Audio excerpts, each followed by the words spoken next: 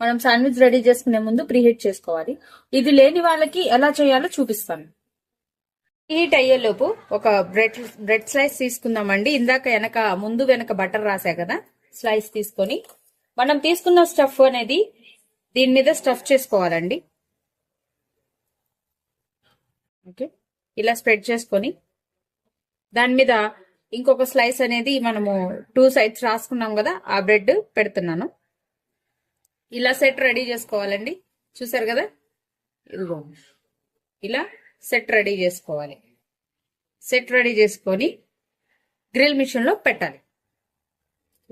ఇది ప్రీహీట్ అయిపోయిందండి.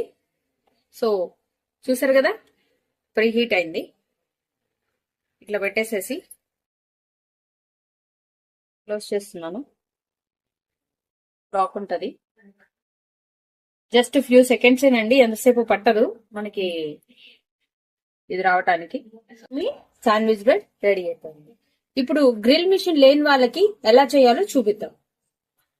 Grill machine లేని వాళ్ళు ఇలా పాన్ పెట్టుకొని, ఆల్రెడీ మనం బటర్ రాసుకొని ఉంటాం కదండి బ్రెడ్స్ మీద,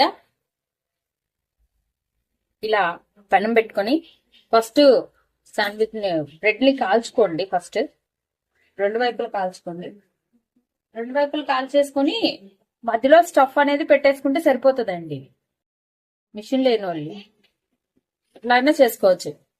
ఇలా 2 బ్రెడ్స్ 2 సైడ్స్ కాల్చుకోవాలండి. చూసారు కదా, ఇట్లా కాల్చుకోవాలి. ఇదిగోండి, ఇలా కాల్చుకున్న తర్వాత స్టఫ్ పెట్టుకోవాలి. స్టఫ్ పెట్టేసుకొని పైన ఇంకో బ్రెడ్ పెట్టేసుకోండి, కాల్చుకున్న బ్రెడ్. అంతే, ఇదిగోండి మంచిగా రెడీ అయిపోయింది బ్రెడ్. ఓకే, అంతే. కదా ఫ్రెండ్స్, ఎమ్మి శాండ్విచ్ రెడీ అయిపోయింది. ఓకే, ఈ వీడియో కనుక మీకు నచ్చినట్టయితే ప్లీజ్ లైక్ చేసి, షేర్ చేసి, సబ్స్క్రైబ్ చేసుకోండి. Thank you for watching Sravya's recipes.